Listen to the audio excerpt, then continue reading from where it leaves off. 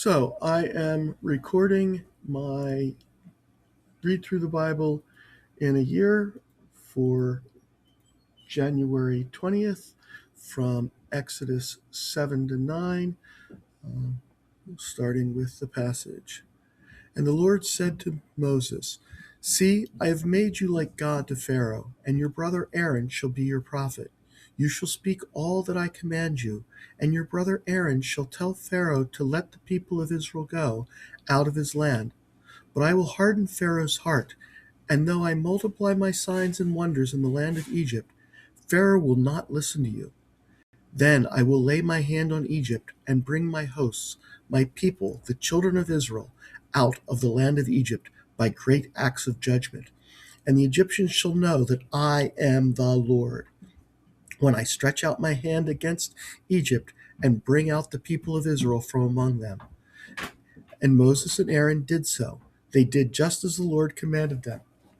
Now Moses was 80 years old, and Aaron 83 years old when they spoke to Pharaoh. Then the Lord said to Moses and Aaron, "When Pharaoh says to you, 'Prove yourselves by working a miracle,' then you shall say to Aaron, 'Take your staff and cast it down before Pharaoh, that it may become a serpent.'" So Moses and Aaron went to Pharaoh and did just as the Lord commanded. Aaron cast down his staff before Pharaoh and his servants, and it became a serpent. Then Pharaoh summoned the wise men and the sorcerers, and they, the magicians of Egypt, also did the same by their secret arts. For each man cast down his staff, and they became serpents. But Aaron's staff swallowed up their staffs. Still, Pharaoh's heart was hardened, and he would not listen to them, as the Lord had said. Then the Lord said to Moses, "Pharaoh's heart is hardened. He refuses to let the people go. Go to Pharaoh in the morning, as he is going out to the water, and stand on the bank of the Nile to meet him.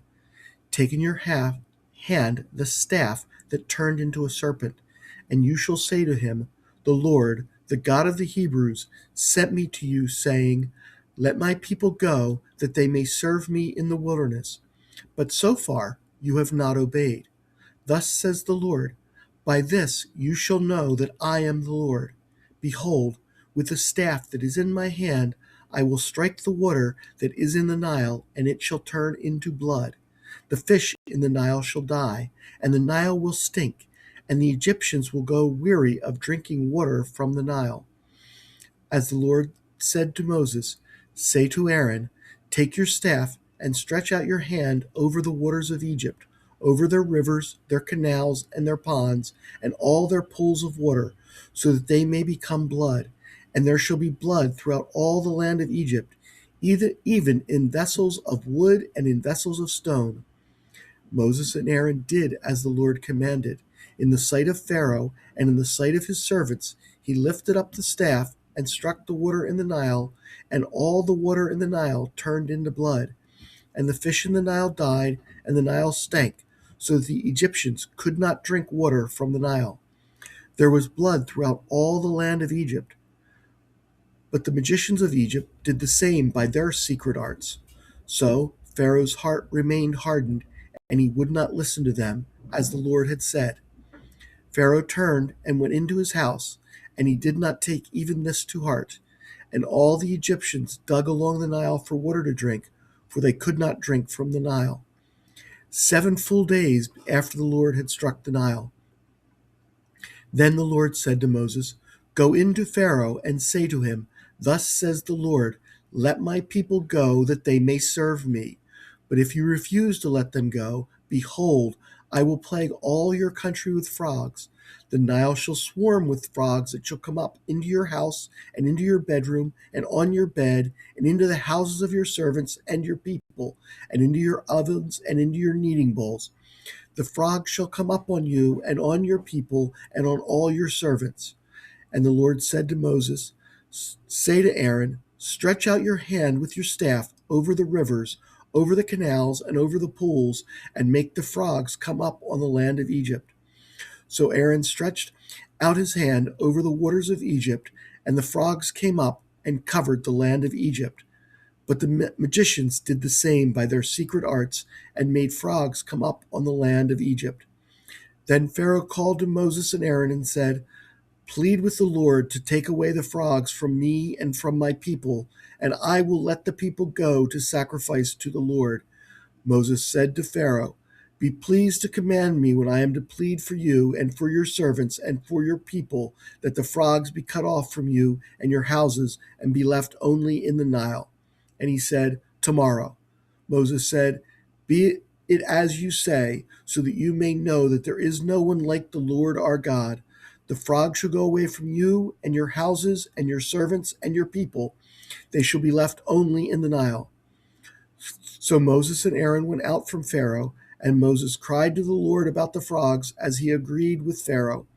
And the Lord did according to the word of Moses. The frogs died out in the houses, the courtyards, and the fields, and they gathered them together in heaps, and the land stank.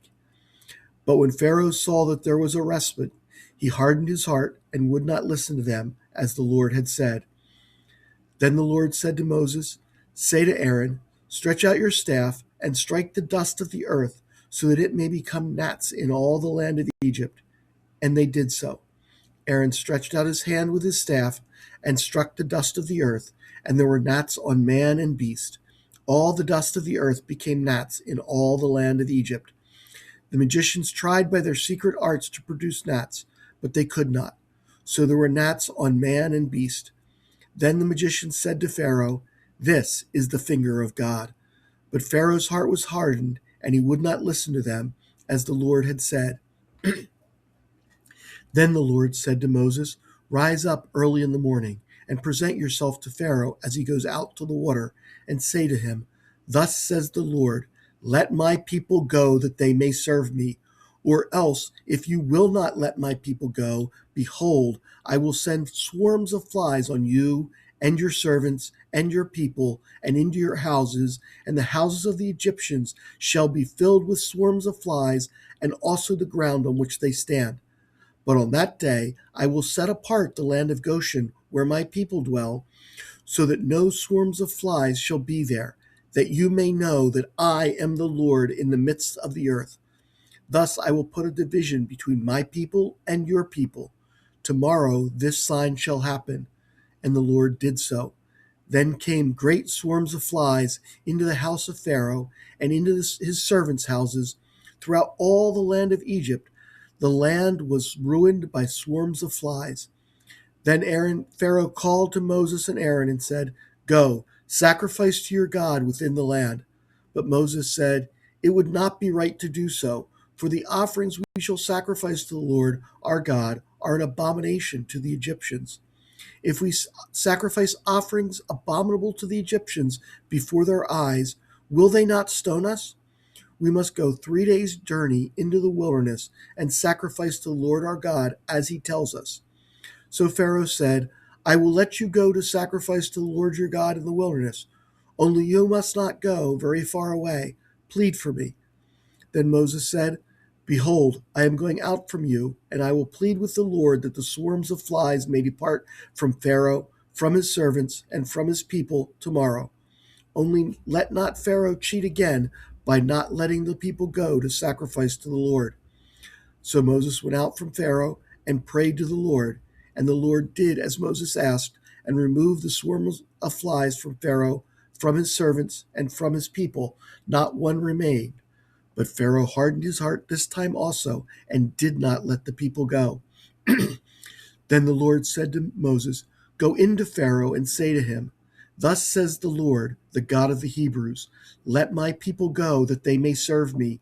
For if you refuse to let them go and still hold them, behold, the hand of the Lord will fall with a very severe plague upon your livestock that are in the field, the horses, the donkeys, the camels, the herds, and the flocks.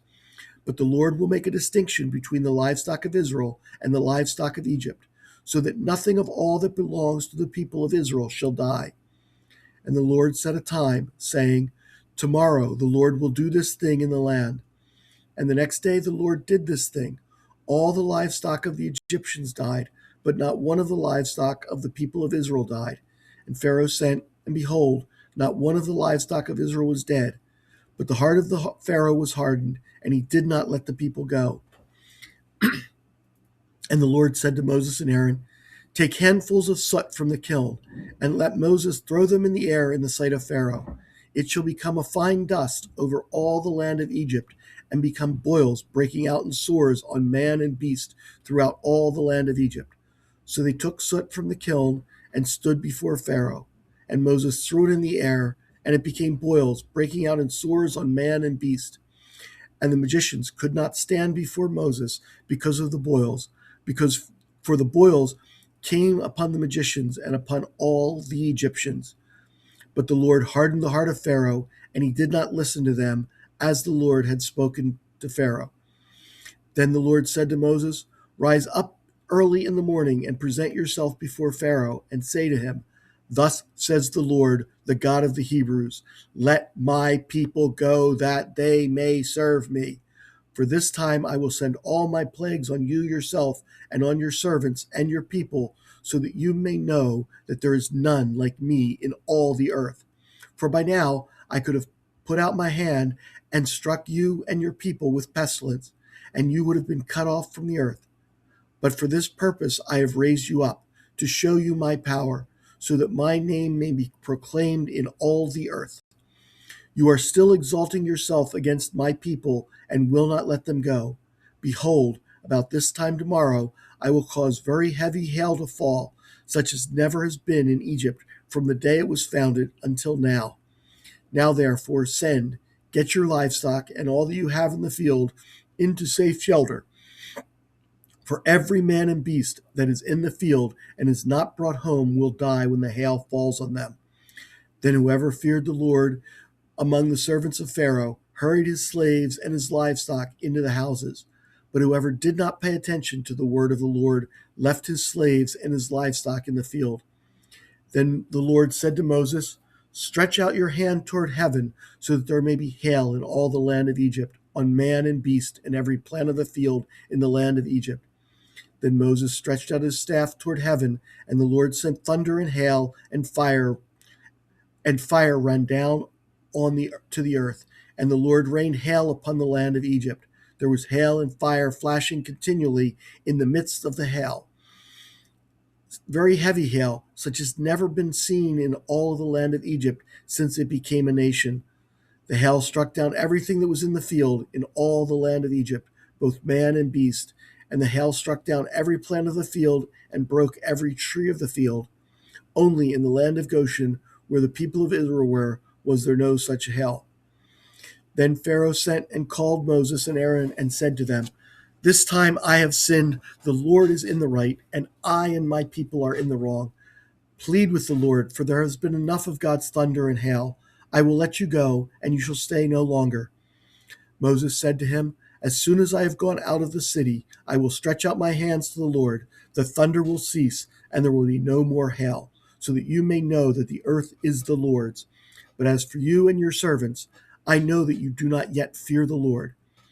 The flax and the barley were struck down, for the barley was in ear, and the flax was in bud. But the wheat and the emmer were not struck down, for they are late in coming up. So Moses went out of the city from Pharaoh, stretched out his hands to the Lord, and the thunder and hail ceased, and the rain no longer poured upon the earth. But when Pharaoh saw that the rain and the hail and the thunder had ceased, he sinned yet again and hardened his heart, he and his servants.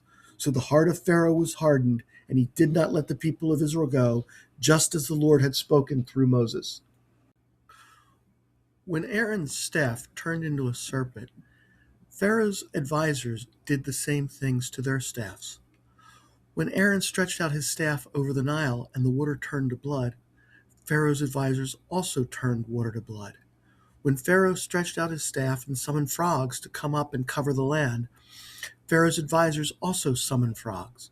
When Aaron stretched out his staff and struck the ground, bringing forth gnats to the point where everyone was covered with them, Pharaoh's advisors were unable to duplicate his actions.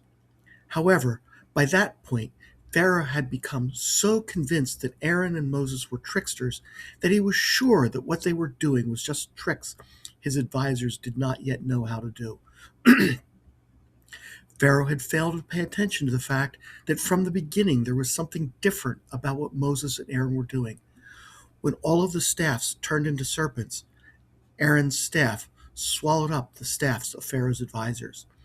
When Aaron turned the water in the Nile to blood, Pharaoh's advisors did it on a smaller scale. When Aaron and Pharaoh's advisors summoned frogs, it wasn't Pharaoh's advisors who ended the infestation. Pharaoh had to turn to Moses to ask God to end the infestation of frogs. So, even when Pharaoh's advisors were able to duplicate the signs which Pharaoh performed on behalf of Moses, God, God demonstrated that there was something different about what he was doing. In the same way, when God gives us signs today, they may appear to be coincidence or something which could be attributable to something else. But if we look closely, we will see the staff displaying God's will swallows up those which try to dismiss it. The people of Egypt suffered a lot because Pharaoh refused to listen. And there is a second way in which Pharaoh and the people of Egypt suffered because Pharaoh refused to listen when God first spoke to him. Initially, all God asked of Pharaoh was that he allow the people of Israel to take a short trip into the wilderness to make a sacrifice to him, returning after they were done. Now, God knew that Pharaoh would refuse that offer, but he made it nonetheless. My point being that if Pharaoh had been the sort to allow the Israelites to take a 3-day journey into the wilderness to make sacrifices to God, who was not part of the pantheon from which Pharaoh derived his power, the Israelites would not have been slaves in Egypt. Since Pharaoh was the sort of fellow he was, God used him to demonstrate his power to the Israelites so that they would become his people.